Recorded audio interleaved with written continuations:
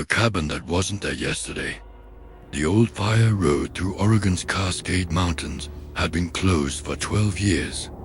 According to every official map, there wasn't a single building within 20 miles.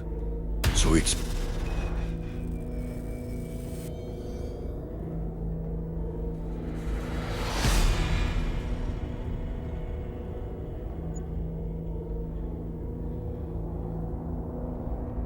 My name is Ryan Carter.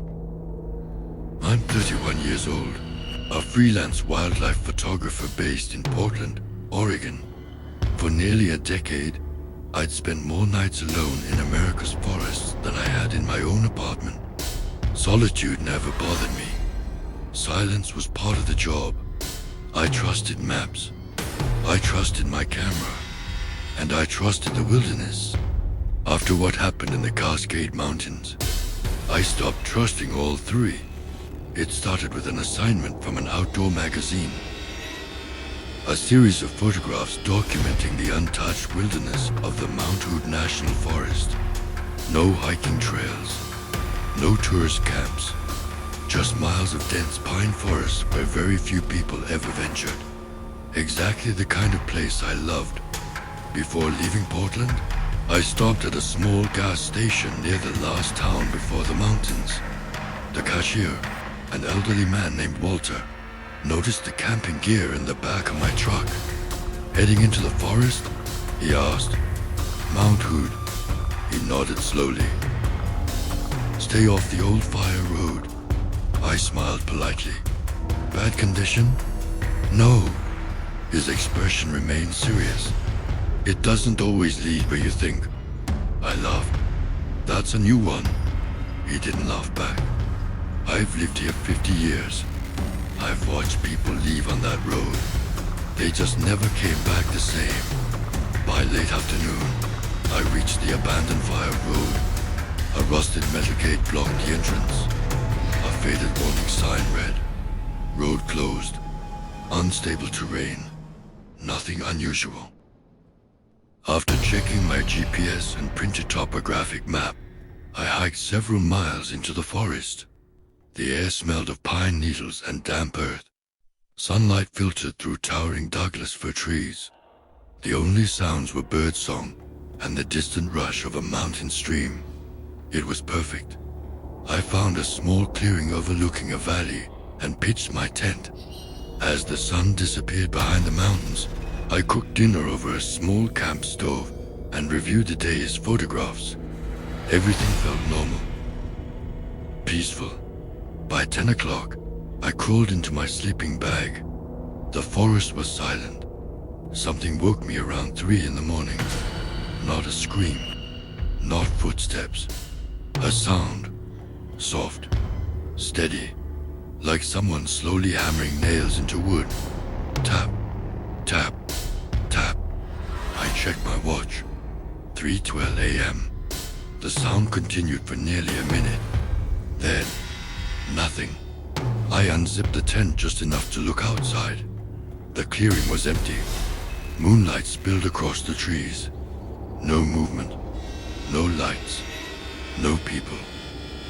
It stood nearly 60 feet tall. Its weathered wooden frame leaned slightly toward the valley below. One window reflected the last light of the setting sun. The others were completely black. No lights. No movement. No sign of life. Exactly the way an abandoned tower should look. Inside, everything was covered in dust. Old maps curled off the walls. Broken furniture lay scattered across the floor. The radio console sat exactly where the old report said it would, disconnected. Its power cables had long since rotted away. I inspected every wire, every antenna connection, every battery compartment. Nothing. The equipment was completely dead. I documented everything with my camera. At 11:30 p.m., I finished my inspection. The mystery was solved, or so I thought. At exactly 11:47 p.m., the dead radio crackled. Chaos is SHHHH. Every hair on my arm stood up. The speaker hissed with static. Then, a terrified woman's voice filled the room. Mayday! Please! If anyone can hear me, he's climbing the stairs. My pulse hammered in my ears. I stared at the powerless radio. It continued. Please don't leave me here. A loud wooden creak echoed from somewhere below the tower. Then another. Slow, heavy footsteps. Someone was climbing the stairs. The radio whispered one final sentence. Whatever you do, don't let him know you're here. The transmission ended. Silence returned. Then, another step echoed beneath the tower. Closer than before. Something circles the tower after dark. It never comes during the day. Another page. It copies voices. First it sounded like my supervisor, then my father. Now, it sounds like me. I swallowed hard. The last sentence was barely readable. If you hear me calling, it isn't me. A sudden knock echoed against the front door. 3 slow knocks. Knock, knock, knock. I froze. No one should have been on the mountain. Another knock, this time louder. Then a man's voice. Ethan! I recognized it instantly. My supervisor. What are you still doing up there? We lost contact with you. I hurried toward the door. My hand reached the handle. Then I remembered something. There was no road to the tower. The last hike up had taken me almost 4 hours. No one could have reached the summit that quickly, especially in the middle of a storm. The voice came again. Ethan, hurry. We have to leave. Lighting flashed through the window. For an instant, I saw the figure standing outside. It wore my supervisor's rain jacket, but its face was turned away, perfectly still, waiting. I didn't open the door. A long silence followed. Then the voice changed. It was no longer my supervisor. Now, it sounded exactly like my younger brother, the one who had died in a boating accident 11 years earlier. Ethan, it's me. I've been waiting. My knees nearly gave out. The voice was perfect. Every word, every breath, every pause. Tears filled my eyes. Then I looked down. Beneath the door, there were no footprints in the wet mud, only darkness, as if whoever stood outside wasn't standing on the ground at all. The knocking stopped. The tower fell silent once more. Then, from somewhere directly above the roof, came the sound of slow footsteps. Something had climbed past the stairs, and it was now walking across the top of the tower. The cabin that appeared overnight. Every window shows a different night. I couldn't breathe. The figure behind the upstairs window never moved. It simply stood there, watching me.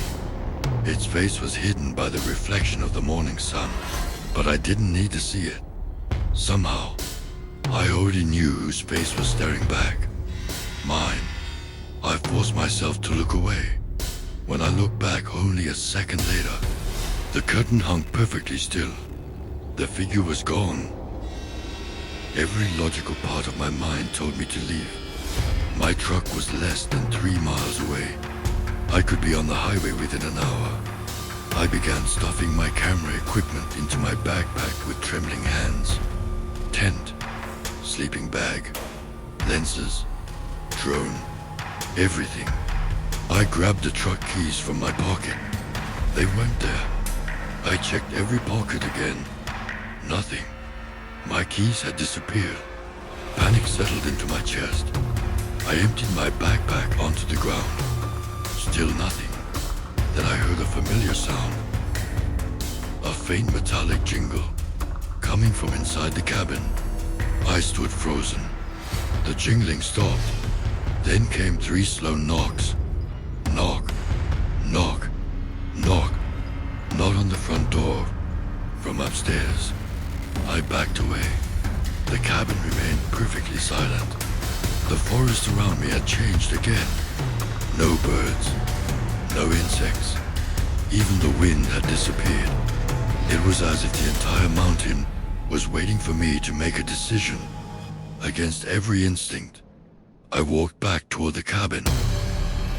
The front door opened before I touched it, slowly, without a sound. The air inside felt colder than before. The fire in the fireplace had gone out. The room was darker, older, dust-covered furniture that had looked clean only minutes earlier. It was as though years had passed since I'd left. "My keys?" I called. No answer. Then I noticed something on the dining table. A ceramic coffee mug. Steam rose gently from it. Beside the mug sat my truck keys. I stared at them. There was no way they'd been there before. Tucked beneath the carrying was a folded note. It read, "You always forget them." My pulse quickened. I didn't touch the note again. I grabbed the keys and headed for the door. It wouldn't open. I pulled harder. Nothing. The handle refused to move. Behind me, a grandfather clock began chiming. 1, 2, 3. 12 slow chimes echoed through the cabin. Midnight. I looked outside.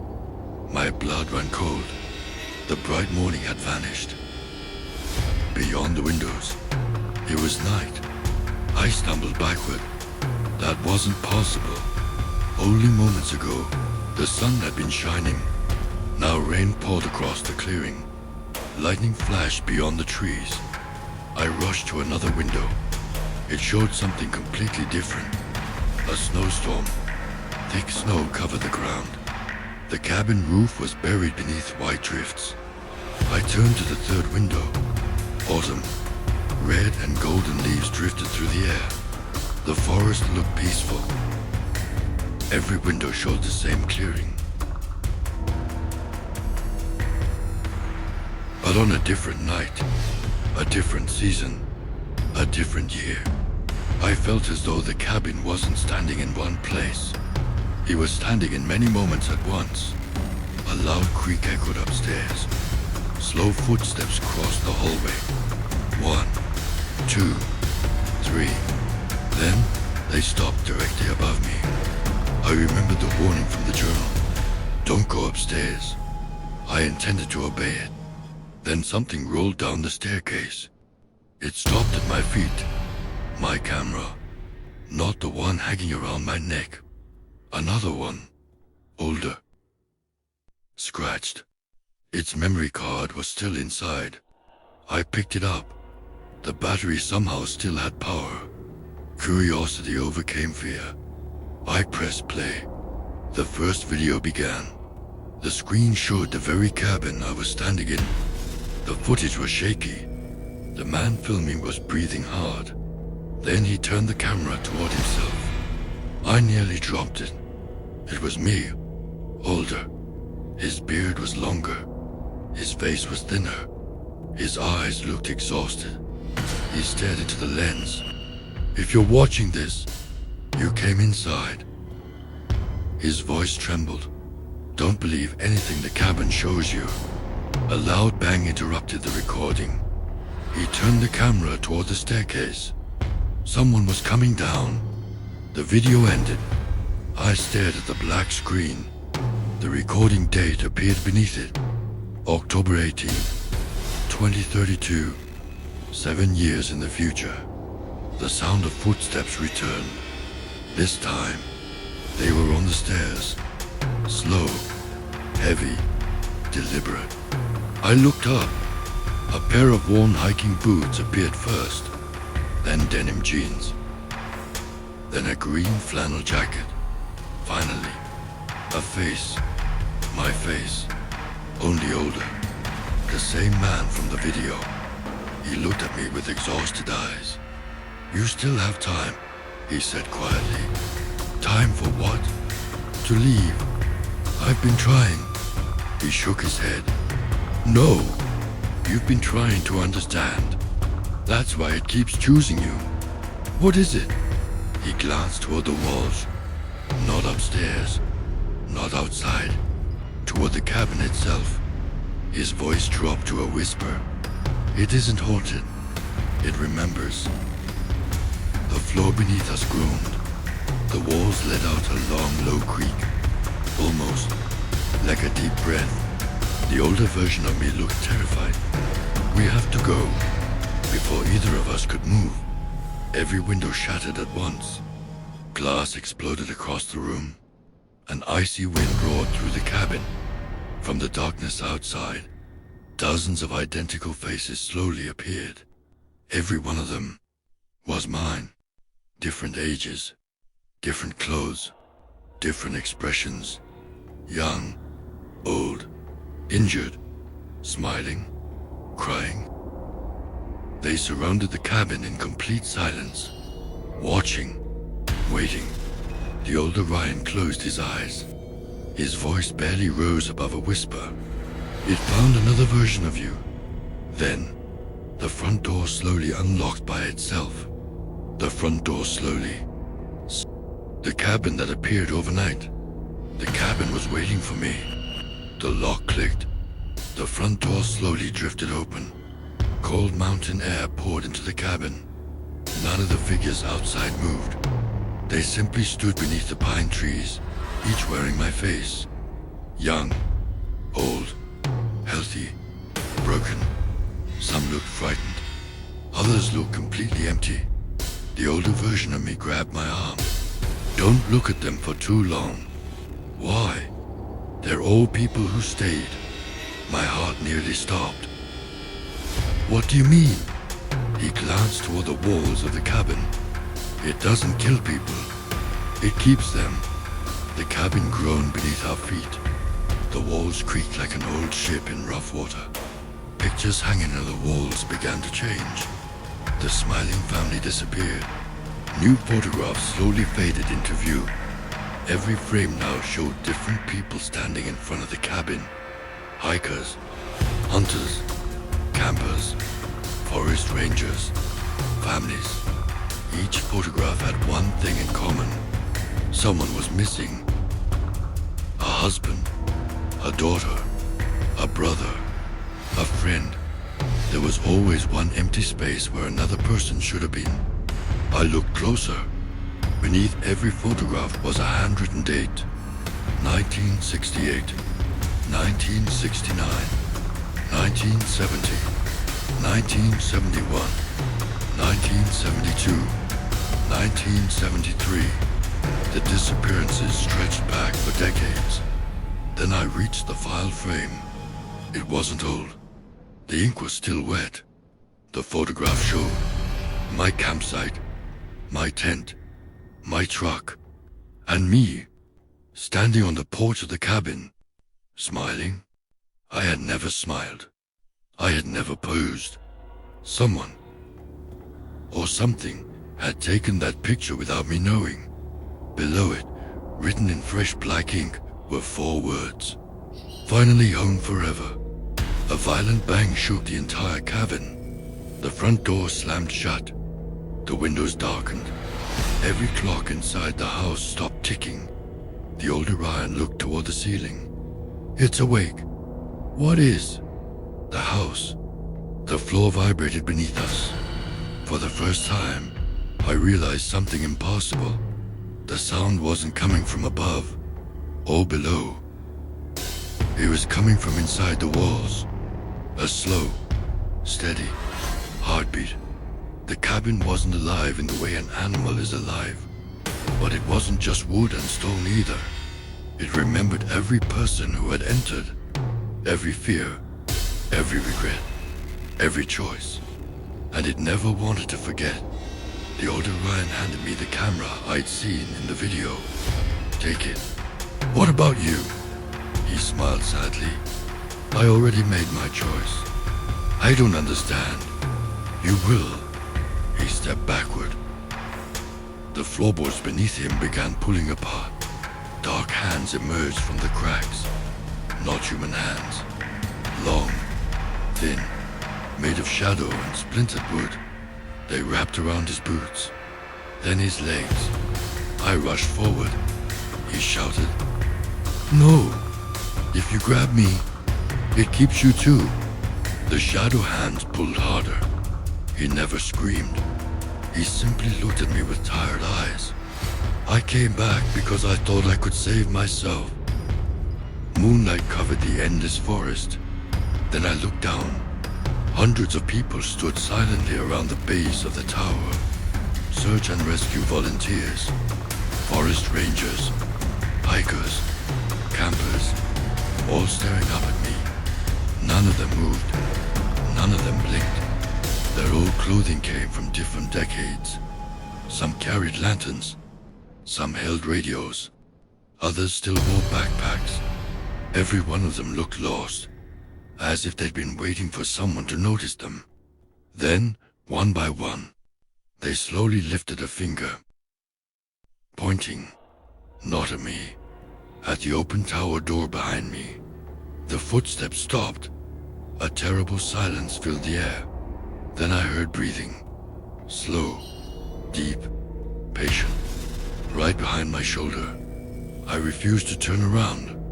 Instead, I jumped. The emergency safety cable hanging beside the tower caught my fall. I slid nearly 30 feet before crashing into the rocky hillside below. Pain shot through my ribs, but I was alive. I stumbled to my feet and ran. Branches tore at my jacket. Loose rocks slid beneath my boots. I never looked back, not once. I reached the trailhead just before sunrise. My truck was exactly where I'd left it. The old ranger, Collins, was waiting beside it. He looked relieved to see me. You made it. I leaned against the truck, struggling to catch my breath. What was in that?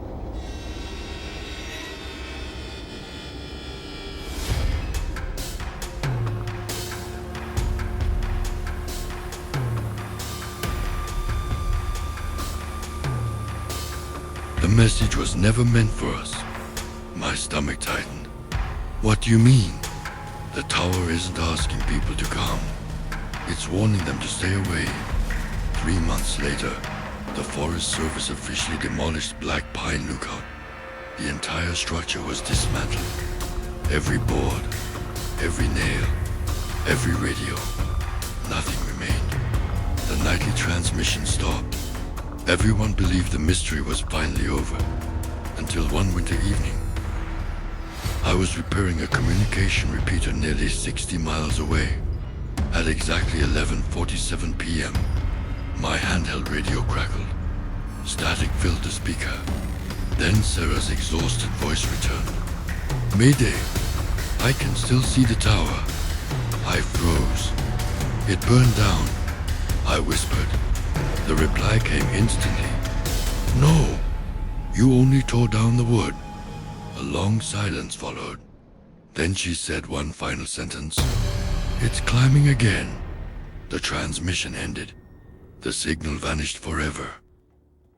To this day, I refuse to work alone after sunset. Sometimes, when emergency radios burst into static for no reason, younger technicians ask me if they should answer. I tell them the same thing Ranger Collins told me. If someone calls for help in the dark, make sure you can see them first, because some voices don't want to be rescued. They want to know you're listening.